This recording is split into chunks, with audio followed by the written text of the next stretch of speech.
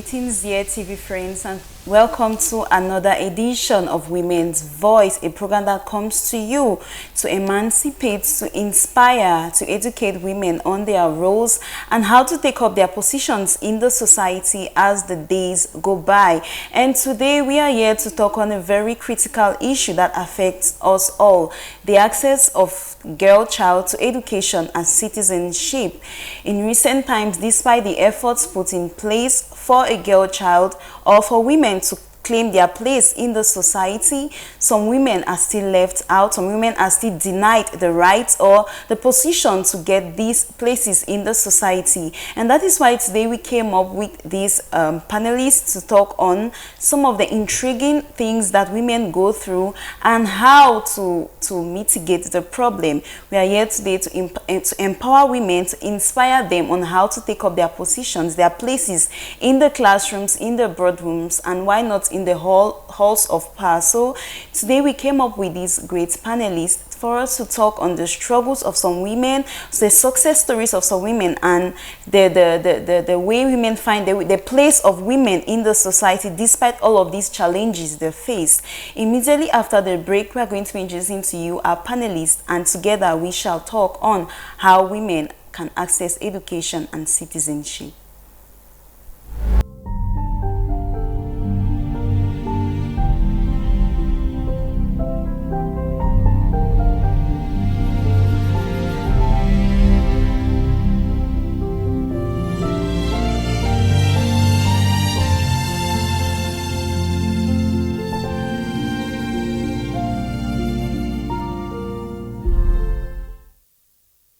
If you are just joining us, you are onto Women's Voice on Divine Mercy Radio Television, and our talking point of today is the access of the girl child to education and citizenship. And with me in the studio today, I have three very beautiful ladies, very powerful women in the society, women who are out to empower women, woman to woman, how to inspire them and how to educate them on what to do in the society. And with us at the studio today, we have the subdivisional delegate of Women's Empowerment, Boya, Madame Arabetta Kongo Epus Pala.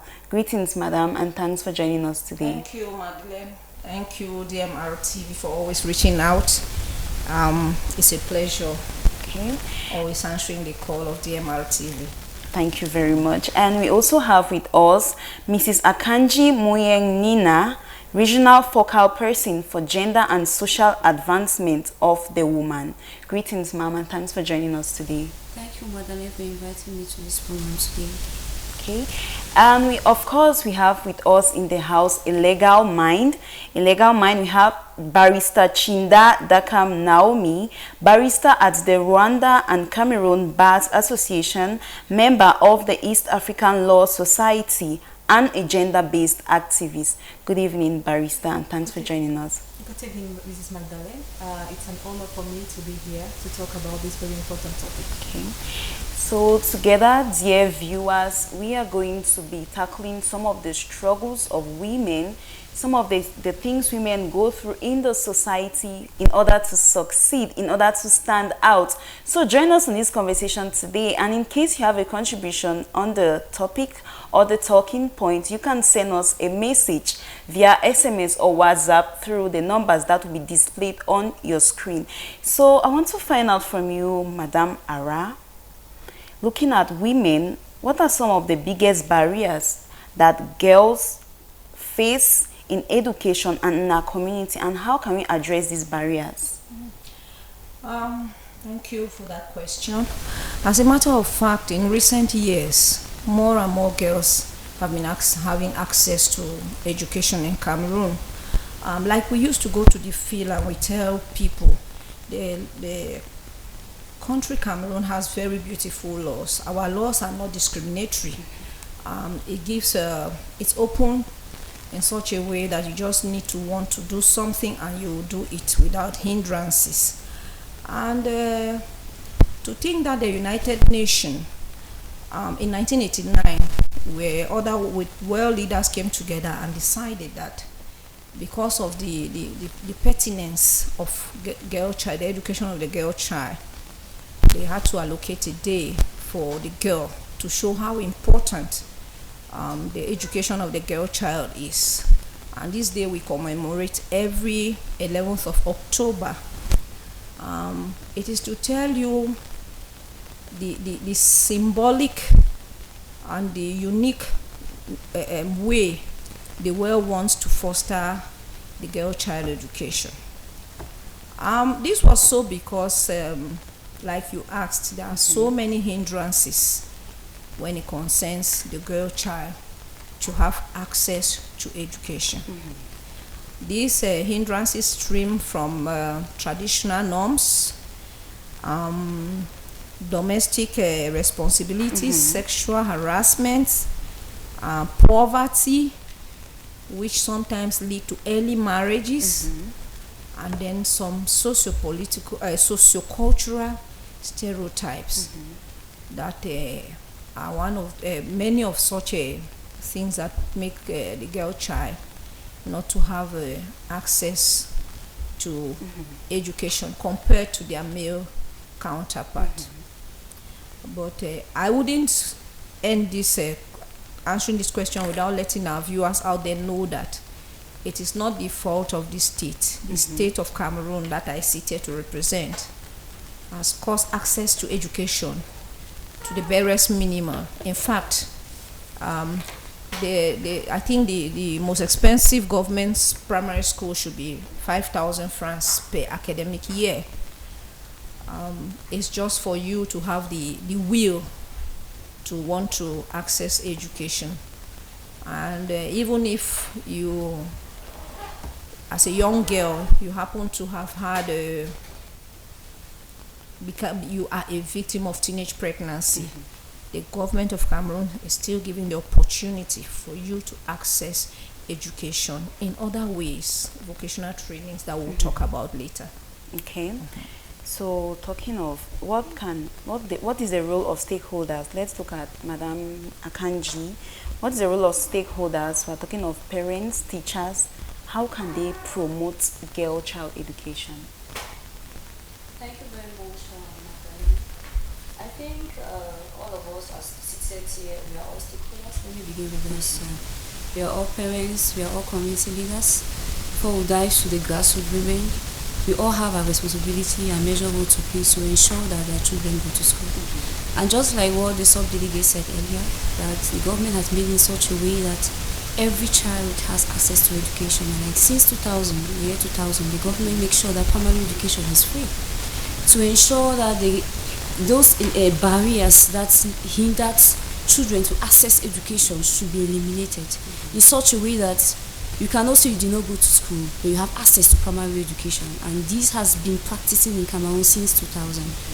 And also, just like the government is trying its best, her best to ensure that its populations access education. So it's left to us as stakeholders to implement these laws that have been given to us.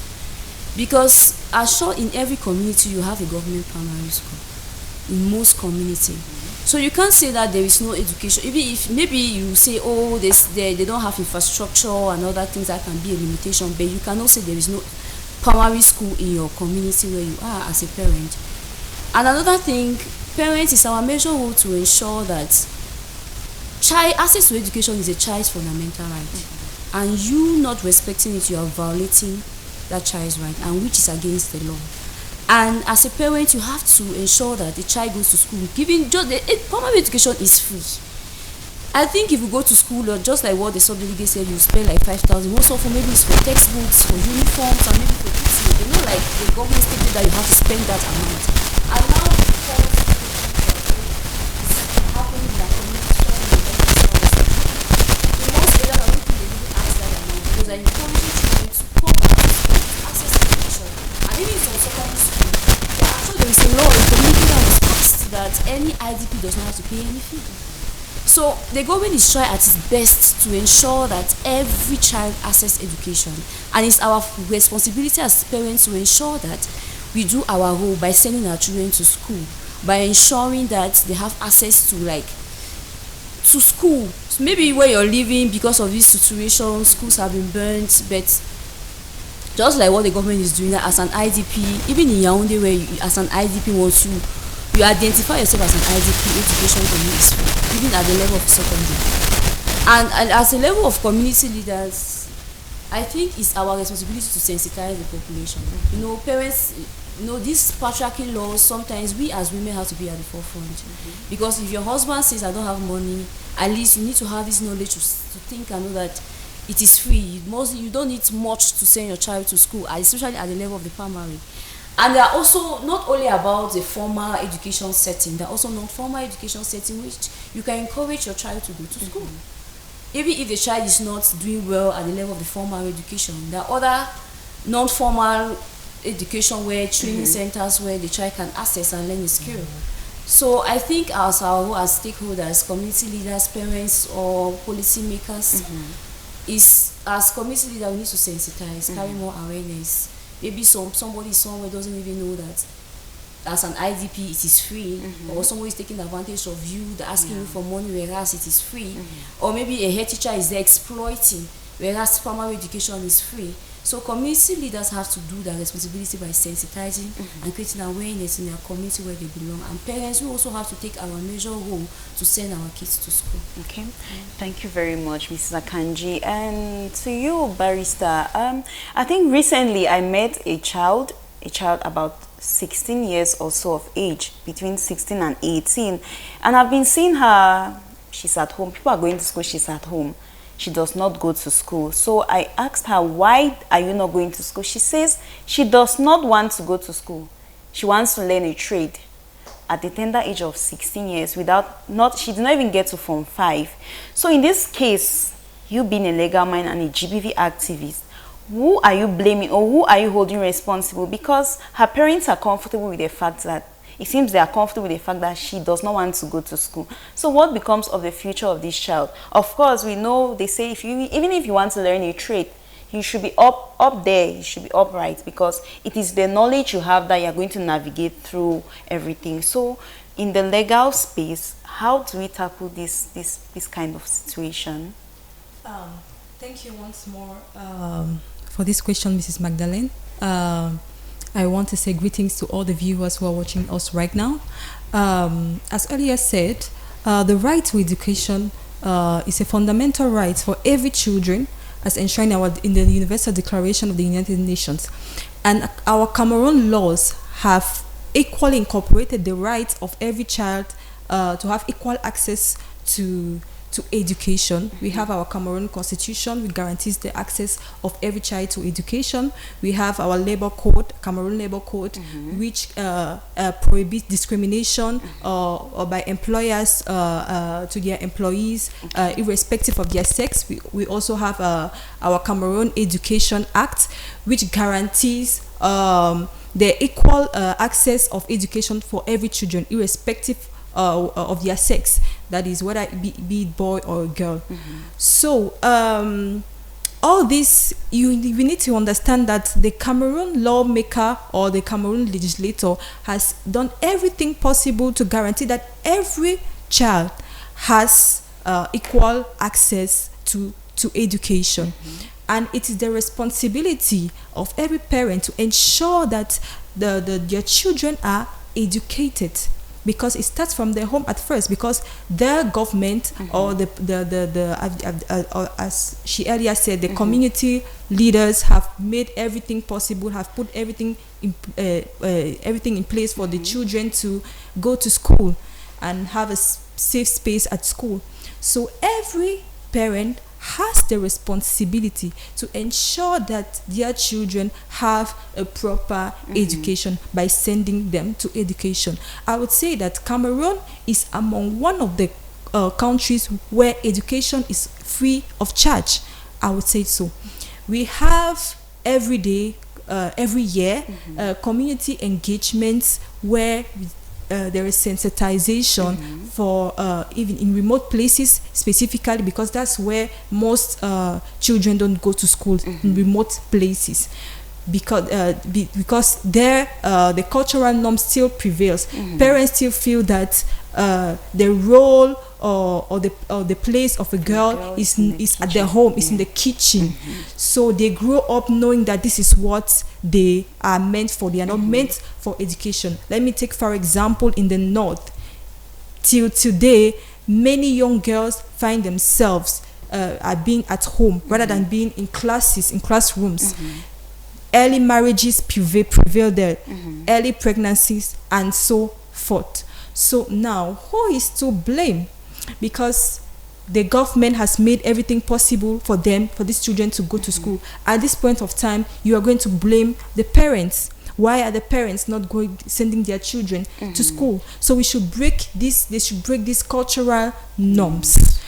And for this child needs counseling. She needs counseling from their parents, for their parents to teach her that education first is for you to be learned. You can learn. It does not stop the child from learning another skill. It is always good for children as they pursue their education to learn a skill.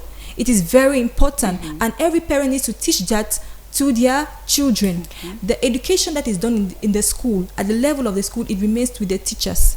I think the teachers, they need to go the proper training in order to also advise these young ladies, the children, on their career too. I think the teachers too, they play a very an important role in children's education. So I would say in such a case that the parents have a very pivotal role in the education of their children. They need to counsel their children. They need to create a dialogue space for their children. They need to talk with their children. Even if the child does not want to pursue his or her education, you need to discuss with the child and tell the child the advantages of going to school. Because many children nowadays, especially cases like that, mostly happens in remote places where children feel like, I am not meant for school. I don't want to. I don't feel like. So it is important to counsel the child. Tell the child that this is the situation at hand. If you can pursue your skill, there's no problem. But education is important because of this. And so it is not about going for early marriages or just learning a skill and just no. It is important for you to be learned, to express yourself in society, give them the advantages of the education. I think the parents and the teachers are the two main I would say the two main actors in this child's life. Okay, thank you very much, Barrister Chinda. And Madam Ara, looking at a lot of girls in school, they don't pursue their careers. Maybe, for example, a girl can study computer engineering or plumbing. Most of them are getting into the tech space. A lot of women are getting into the tech space. They want to challenge themselves, do something different. So how can we challenge some of these societal norms and stereotypes that women go through in the workspace? Let me say, when most women, when they finish from school, a lot of them don't pursue those careers. You see, they say, no, I want to become a stylist, I want to do this, I want to become a stay-at-home mom. You spend a lot of time to study, and then you say, no, I cannot do it. It's going to be very stressful. So maybe they say this most often, they say this because of the societal norms and stereotypes. So how can we challenge, how can we curb the spread of these societal norms and challenges and these stereotypes with women in the space of work?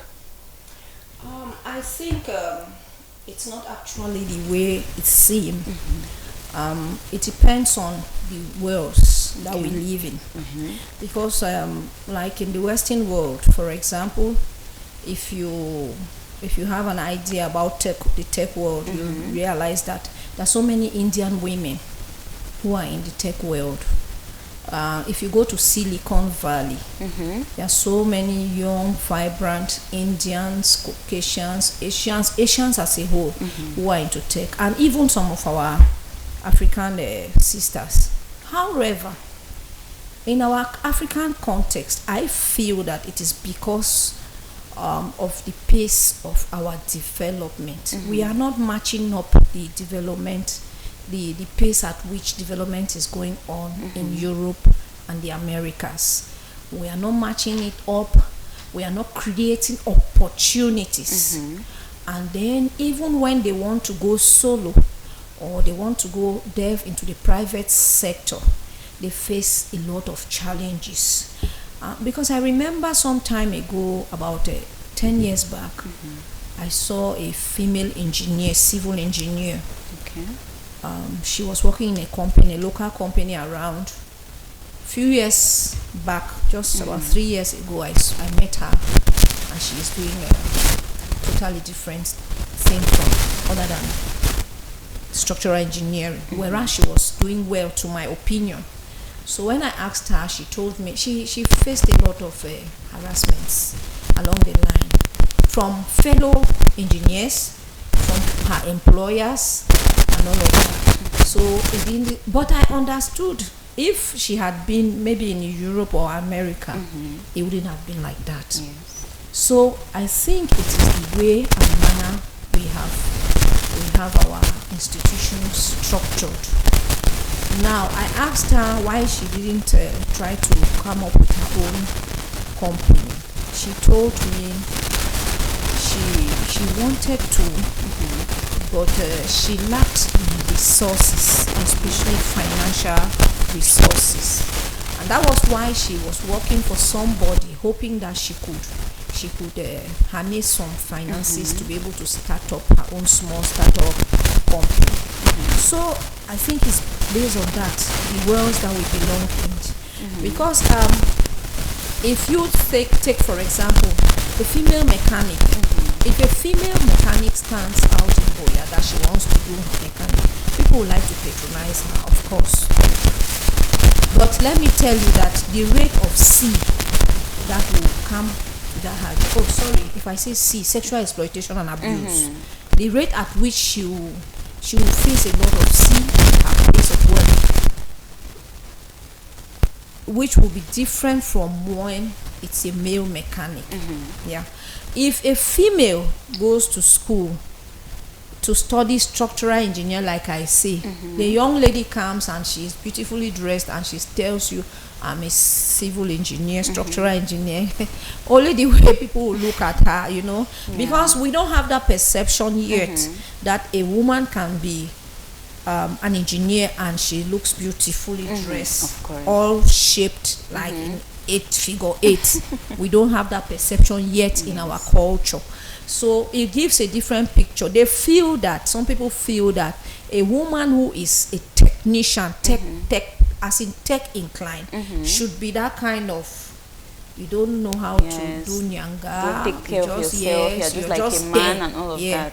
So when they have that perception, the fact that she's pretty, she stands out, is they objectify the individual in their brains.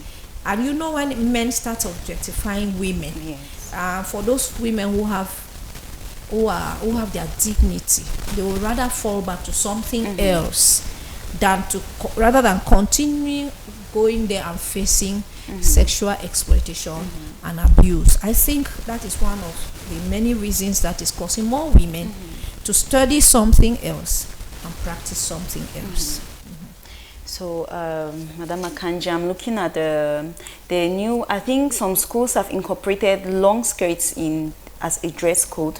That's what I think, mostly in the Francophone area, that's what they do. Your skirt must be at your ankle, and I think GTHS, Government Technical High School Moliko, incorporated that, I think, during the first term, and some students were still feeling very reluctant and they did not want to wear these skirts, because sometimes you see a student, her skirt is above her knee, and there is also a break behind that. She's very uncomfortable. A teacher will tell you to run up to class and you cannot even move. So I want to look at this particular problem. I don't know, it's a problem, it's a call for concern among girls. How can we encourage these children? Because of course they say it should begin from our homes, but some parents, I would say some parents don't have the time to talk to their children. They neglect the fact of actually educating their children. Moral upbringing, uprightness is very important for every girl child. So what are some of the things that you as a focal person for women's empowerment, or what are you doing to enhance this rule, to actually see that girls see the reason for being decent? I'm talking about girls in school, girls in the society. I'm talking about children, in students, a lot of indecency has come up in schools. They feel like you don't have to dress decently. So are you people having talks? Are you people having you people have moves that you people move from school to school and talk to these students, or what are you people doing? Thank you so much once again. I would say we are doing a lot. I would say MINPOF in general is doing a lot. Okay. Because I'm working at the regional delegation, so I will not just talk on what we do. I will talk about the whole region. And the staff, the delegates are doing so much to prevent such things. First of all, I will say a student wearing short skirt with a long gap behind is no justification. That's not a justification for violence. So I don't want to spend time saying what we are doing, like I'm giving some people upper hand to be a perpetrator for violence. There is no justification of it, and I will not sit here and talk about you should do this because it's against the law. When you violate, it's a crime. It's a crime. So I'll emphasize on that, and I also want to emphasize that today is 6th of February, International Day for Female Genital Mutilation. So we are also sensitizing on that. So I would say, like, few weeks. Let me start on November 16 Days of Activism, which is one of our the major activity that we do in our ministry, MINPOF. So we work with other CSOs, we work with schools, we sensitize a lot. We don't just talk about how they should protect themselves from violence, abuse. We also educate them on certain things to, like, protecting yourself ensures you should dress decently. Of course. And last month we went to 15 schools in Boya, targeting evening schools, primary schools, secondary schools. In Boya, we sensitize. We didn't leave out the primary schools, even the nursery section, because they're supposed to be aware of all these things. We sensitize them on abuse, neglect, child labor. We even targeted some evening, especially Muslim, when they. And also we had a program that was funded. I'm sure it's still going on. Positive parenting program. We target community leaders, parents, and even some CSOs like trainers a training for trainers, so that they can go back into their community to do training. It's a whole module. It has 9 modules with different programs on it that you train parents on positive parenting, because I think our community needs it now, because the way things are going with our youth, we actually, parents need to sit up. I feel like parents are leaving their responsibilities to teachers. Yes. While teachers are leaving theirs to parents. Of course. So I don't know, there's a mix-up, because you find a primary school, you come back, you spend time doing hundreds of assignments. So at times I wonder, and sometimes some moral, we're talking about citizenship, so some moral responsibility that a child has to learn from home, we leave it to the teachers to do it. So at the end, who is teaching these children? Maybe their peers. And if you are not educating them to do the right thing, no, somebody is doing it. Either is doing it the right way or the wrong way. And I think as a parent, it's our major responsibility to train up our child. Because, you know, if you fail as a parent, the behavior of that child is reflecting you as a parent. Of course. So, and I think we should go back. I remember when we were growing up, if my teacher, I remember my primary school teacher, Mr. Fire, oh goodness, if he catches you playing, he will follow you to your house and flog you in front of your parents. But now you find parents even beating that teachers in front of kids. So what do you expect? So sometimes these teachers have challenging to even discipline the pupils or the students that are educating, because they don't know the aftermath. And another thing is, you find parents, you think you overlove your child. You think you're overprotecting your child. At one point, you don't want to hurt the child. You need to discipline. We need as parents to discipline our child, because we always say, oh, you know, we're celebrating Youth Day as well. And you know, youths are leaders of tomorrow. With this attitude, with this kind of moral upbringing, I don't think that I'm also a youth, because I'm not up to 40 years. Of course. But I think they say charity begins at home. If you train up your child to have this natural, like a fence, even if you don't build a fence in your compound, even if you're not there, the child will be responsible. And I think it's our role as a parent to educate our children on certain things, being morals, being sex, being some civic education, because if you don't do it, especially adolescents, they will listen and they will get the information from their peers. And they will start being judgmental to your rules. Like, why are you doing it? Because sometimes, you know, there's something in psychology, they call it social psychology.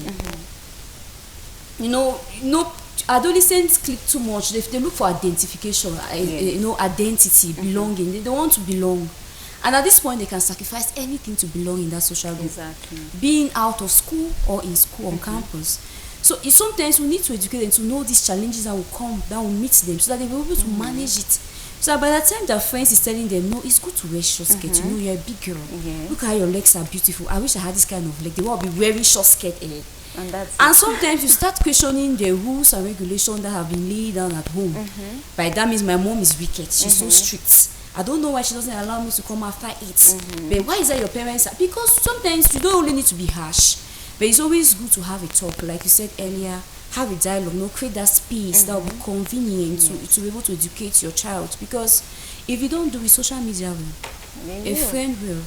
And sometimes I always advise parents, we are talking about skirts and long. That's just like a contributing factor to it. Because what pushes that child to like, oh, my skirt is under my knee. You went and maybe you bent it in such a way that will be above your knee. You know, even now you see boys. You should not only focus about girls. You see boys who wear very tight trousers. They can't even move, and it's under their buttocks. So I wonder, I don't know. Did you live with your parents? They did not see you when you were leaving the home dressing like that. They left it, right? Thinking that they think it's okay for you to dress like that. So sometimes even the discipline masters in school find it challenging because there are scenarios when teachers have been attacked by parents. I remember in the course of us going for sensitization in one of the primary school, a private one, there was a challenge the head teacher was explaining to us that a teacher disciplined his class. It became something else that the owner of the school had to sack the teacher. Because one thing led to another. The parent of that one of the child, some parents are always very, very inquisitive. I don't know, they didn't handle it well. Okay. So they sacked the teacher for I don't know. So those things, maybe in case he has to look for another school, he will be scared to do that. He will be scared because he doesn't know what will come after him. So what I'm trying to say is parents should go back to our, they say, they will leave it. Or let me put it now. Women are looking for money. We have now buried ourselves looking for money. Yes. We have forgotten our major responsibility. They always say what limits women more to have access to certain resources is because of our triple roles. And now it's like we are focusing on, even though we have to look for money, but we have this natural tendency as caregivers. And I think we shouldn't forget it and leave it. The men has left it for the women. The women now are trying to be independent and they have left it for the men. And now the kids are left alone. The children, the teachers can't really do what they have to do because they are scared. The kids can, I've gotten an example when students even rally to attack teachers. Of course, yes, they do. So at the end of the day, who is doing what? Everybody is scared. So what I'm saying, that parents should go back to their roles, doing what they have to do as parents. Because that child walking out there is reflecting you as a parent. Okay. Thank you very much. Yes. Okay. To follow up to what she's saying, when she said that parents have left it to teachers, I used to say that we have left it to strangers, because there is this phenomenon that at the age of 2, 1+, the child knows how to talk. I'm sending him to school. I think that's the time you have to bond with your child. Then to be teaching them those small nitty-gritties of life. But you're sending the child off. Now the child starts learning very early to listen to strangers. You will say it's a teacher or it's a daycare attendant, but that's a stranger. Actually a stranger to that child's life, because that is the age in those days that a children will still be running behind their mother and holding her loincloth. I understand, like my colleague says, especially those of us who are empowered women, career women, we face a lot of all of this. But by the grace of God, the ministry is working hard to bridge that gap, to ensure that we have a certified mates that will come in like parents, because we cannot create a problem by empowering women and not look for a possible solution. So the ministry is working hard to ensure that we have certified. That's why we have empowerment centers. And one of the things that we do at the empowerment center is daycare. And we cannot run a daycare without training daycare mates. And I'm sure between now and maybe 5-10 years, people will be happy to walk into one of our centers and hire mates that are certified, trained, with a good background that has been censored.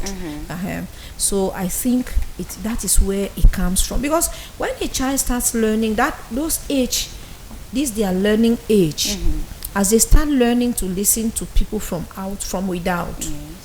When you as a parent, you want to talk, whatever you're saying doesn't really matter. Of course. Because they know that after all, if I go to school, I'll hear. You cannot imagine a 1 year plus child, they say, is in a nursery school. And let me use this opportunity to tell viewers out there. The Ministry of Women's Empowerment is in charge of daycare centers. Sometimes in Boya subdivision, we go to the field, we go to schools, primary schools, and especially the lay private schools. When they see us, they are like, wait till women empowerment get for do with schools. Please, we have everything to do with your schools, because we cannot come to a school where a child of 1 year 9 months is in a nursery school. That child is supposed to belong to a daycare center. As a matter of fact, we have even given them the option to be able to create a daycare center within the peripheries of the school, because we had a meeting with some of those proprietors of schools, and they told us that they have a challenge that parents bring their children to them and they cannot send them away. So we told them, we have given them the option. If these parents have trusted you, because maybe first, second child, third child passed through you, and they still have the foot and the feet who are very tender, and they need, please, it should not be in a nursery school age. For Cameroon is 4 years. Now, if a woman is working and she needs a safe space for her child, and they bring them to your school, endeavor to do a daycare center. Please, if you don't know how to go about it, come to our services, because we used to go on the field for control. In the whole of Boya subdivision, we have just one daycare center which is certified, which is up to standard. Then we have about 6 that are upcoming. They haven't really reached the standard yet, but they are upcoming. So please, proprietors of school, this is a personal appeal, because we are not doing ourselves a favor. Posterity will judge us. These are our children we're talking about. These are Cameroonians of tomorrow. Please, because a daycare attendant is different from a nursery school teacher. Yes, so please. Okay, thank you very much. And to you, Barrister, we're looking at the victimization of girls in schools.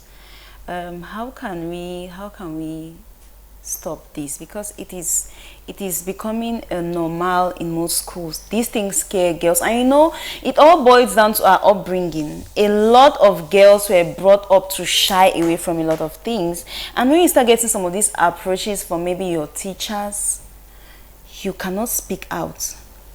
You become a victim of a circumstance you can get out of. They scare you with some words, some kind of, they trigger you with a lot of things, and then you tend to run away from school rather than standing out for yourself.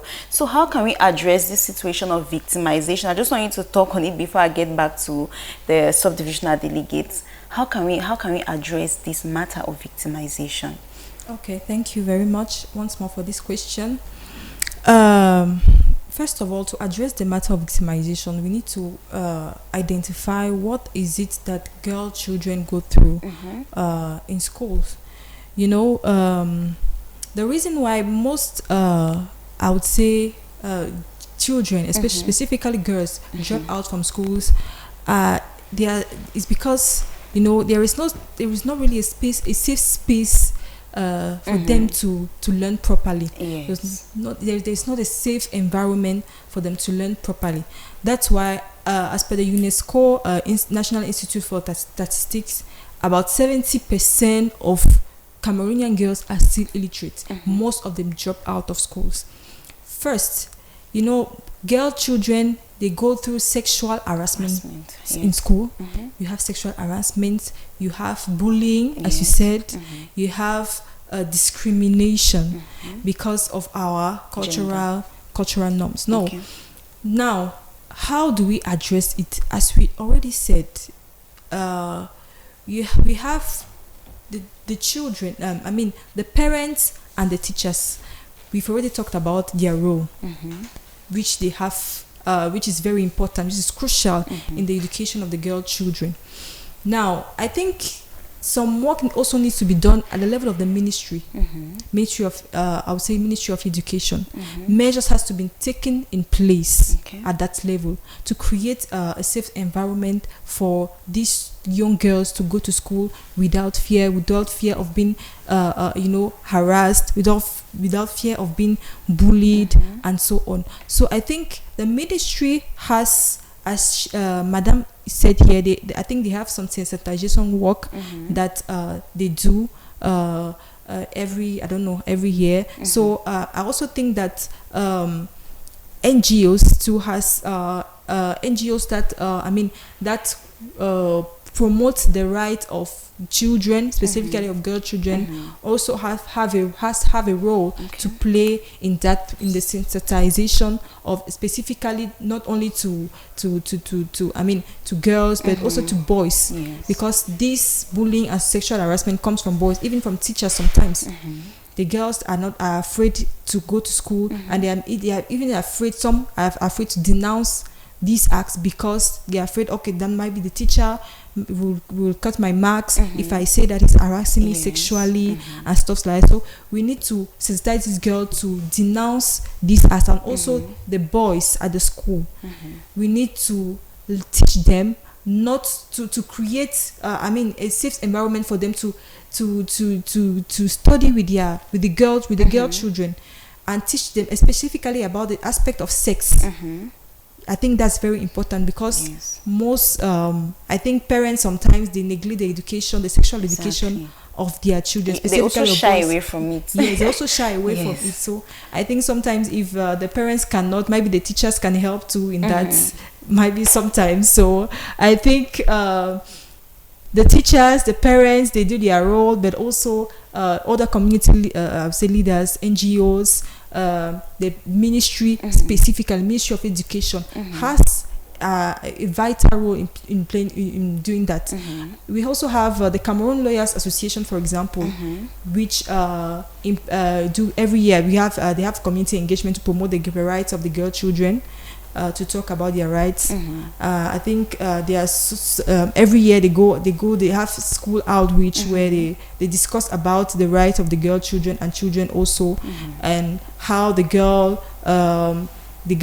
child can protect herself from this type of discrimination at school, and all the other bullying, and even sexual harassment. So I think that will be all for now. Okay, thank you very much. And looking at the let girls to come to school with pregnancy, I think that's a good solution. But I also want to ask, what can be done to teenage pregnancy, to curb teenage pregnancy? Because my point is, a lot of parents, like we say, they shy away from these conversations with their children, and they are not willing to let others teach them. We have a lot of girls. You see a girl of maybe 15, 16, she does not know how to calculate her menstrual cycle yet. You are already getting to a stage where you're sexually exposed, and you have a lot of things coming your way, but you don't understand how, or you don't understand what your menstrual cycle is. So, Madam Ara, what are some of the things we can put in place, strategies to put in place to make sure that every girl, I think from the minimum age of 10 years, should be able to understand what we talk of when we talk of menstrual cycle and sex education? Because those are things that are very important to girls. If you understand these things, I'm not sure, you might still be a victim, but you know how to control it, or you know how to stand out for yourself. Because these are things that are happening to girls that you violate their rights, and you still victimize them. You tell them they cannot speak up. There's a lot of blackmail and all of that. So how can we incorporate should I say a solution or a way of educating girls on their menstrual cycles and sex education? Okay. I want to thank you for this question is pertinent because our African parents, me inclusive, Yes. we find it difficult to talk about sex education to our children. But I don't find it difficult because I've got the training. So to talk to them is a norm. Okay. As a matter of fact, in my community and in my small Christian community, I've made all the mamas there to understand that if you have such difficulty, just give your daughter my number to call me, and they used to come to the house and talk to me. However, at the level of the ministry, like my colleague said, we have a program that has been pre-financed by a partner organization where we train parents on positive parenting. Okay. And I think in one of those modules, we talk about sex education to our adolescent girls and young women too.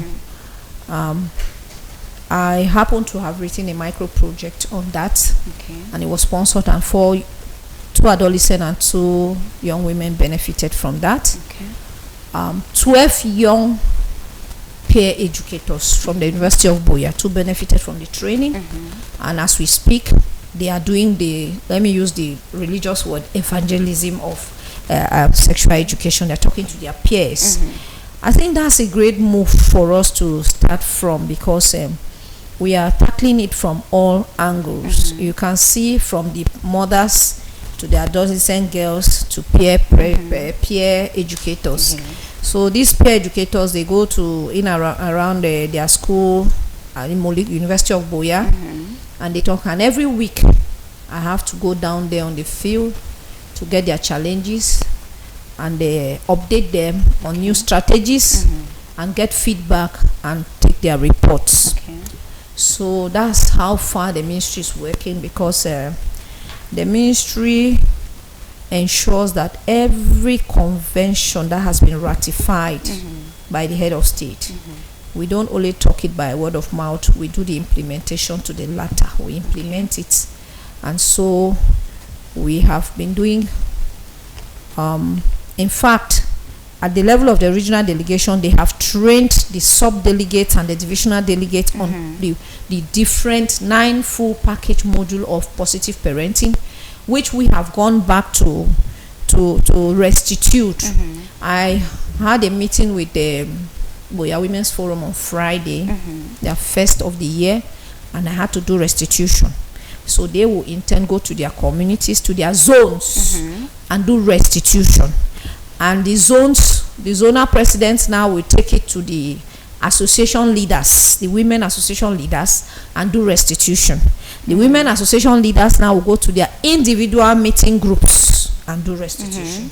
So our work is pyramidal. We function like that because and that enables us to touch a whole lot of, it cuts across a population. So I think we'll get there. We'll get there someday. Okay, and I want us quickly to talk on, because we've been talking of the victimization, the problems women face. So though we are almost wrapping up with the program, but I want us to just quickly touch on how can we create a safe place for a girl child in school, let me say in education as a whole. How can we create together? We are talking of the activists, we are talking of the lawyers, the women empowerment centers, the ministry. What are some of those ways we can create a safe place for a girl child in school? Well, thank you, Magdalene. I think first of all, community engagement is very important. The school is in the community. And every government school, even though government sent teachers and administrators, is actually a community owned. Because that's why there's a PTA, Parents Teachers Association, because they recognize the fact that the community has a say about the development of the school. And talking about the safe space, I just want to talk about the Minister of Secondary Education. I'm sure she published a circular 13/23 signed on the 10th of November 2023, and she stated some laws concerning how to prevent GBV harassment in school, which I think is another way to create a safe space for learning. And in that document, she stated some things like establishing a code of conduct in school, training of guidance counselors so that they can enable to talk to students concerning sexual harassment and abuse. And also she also said teachers need to be trained on how to manage harassment and also to prevent harassment. I'm sure those are some few points that was I highlighted from that document, that circular that she published. And also we also look at creating a safe space for school, just like what my sub delegate said. She make mention of activities that we have been doing at the level of Nepal. I also said that we also have menstrual hygiene days, which I remember the last activity we had on the region, so menstrual hygiene and climate change with adolescent girls. And one of the recommendations they kids made was the creation of pad banks. I think it's another safe space for kids, because if not everybody is the same. There are vulnerable students, and if you think there is a safe space in school for emergency in case your period just has to embarrass you like that, you know at least it's safe for you to access that pad bank, and you know you can protect yourself. And it's another way to encourage girls to access school education. Another thing is what the CSOs have been doing, especially the ones who do this with gender activities. They have been doing things on gender-based violence safeguarding. Like if in case there is the way the school is located in an isolated area where students can be exposed to risk, those are strategies to mitigate risk of sexual violence and harassment. Because if those are strategies that some of the organizations put in place to reduce it, like to carry a gender-based violence safeguarding. For instance, if a school is situated in an isolated area where the stretch of road from that school to the community is maybe bushes, you can be raped, you can be harassed. So those things to safeguard is to map those areas. Maybe they can discuss with the community leaders to put street lights, or they can create a vigilante and all those things. Another thing I think you can create a safe space is parents too should note who takes your kids to school too is important. You know, we are working class, a taxi driver, do you know the taxi driver or the bike person or the person who come and pick your child? Because those things are creating safe space, because you don't know what they do. Then a part of us in school, which I think the Minister of Secondary Education is doing her best to ensure that the schools is safe enough for all these things. I think the ministry is also doing its best to ensure that students have access to education without any barriers. Okay, so Barrister Chinda, maybe you have just one point very quickly for us on how to create a safe space for. Okay. I think she said most of the things I wanted to say. Okay. So the first thing I would say is the infrastructural development. She already mentioned that concerns the ministry. They have to create a safe space through infrastructural development. They have to make sure that the schools are comfortable for the children to learn, that the classrooms are good, because you know we still see that in some remote places the schools we see the state of the schools in some remote places. Some students even shy to go to school, or they are even afraid to go to school because of the state in which the school is So I think infrastructural development will go a long way to create a safe space. And I also think teachers training. I think the Ministry of Education has set a program to teach teachers on how to support students within the school, and also guide students within the school. As she said, community engagement. I think that those are some of the things that can create a safe space for the students at school. Yeah. Okay, thank you very much, Barrister. And it is with that we are closing up with this program today. And of course, we hope our discussions today on access of the girl child to education and citizenship has inspired most of our girls out there who thought school is not for them. School is for everybody. And before you start up even a business, you should be upright, intellectually upright, because you need that knowledge for your day-to-day running of that business, of the activities of your business or whatever you're doing. Even you are a stay-at-home mom, you need knowledge to be able to educate your children. Let's not neglect education. Let's stand out for our rights as women in the society. So before we leave you, I just want to thank our panelists today for coming. I want want to thank you, Madam Ara. Thank you so much for coming today. Thank you for having me. I also want to thank you, Barrister Thank Chinda. you. Thank you very much for coming. I would like to say thank you very much. I would like to say one last word. Okay. I just want to encourage the girl children out there to go to school. I want to let them know that they should not feel that their role is just to be at home or in a man's house and not being educated or not working. You know, it's very important for every girl to go to school to be learned, and also they can also learn a skill. Because I know that according to there is a statistic, the Cameroon National Statistic, that 60% of women still believe that their role is still at their home or in a man's house. So I just want to encourage young girls to go to school and aspire to change their country, because they too can change. They can be leaders tomorrow.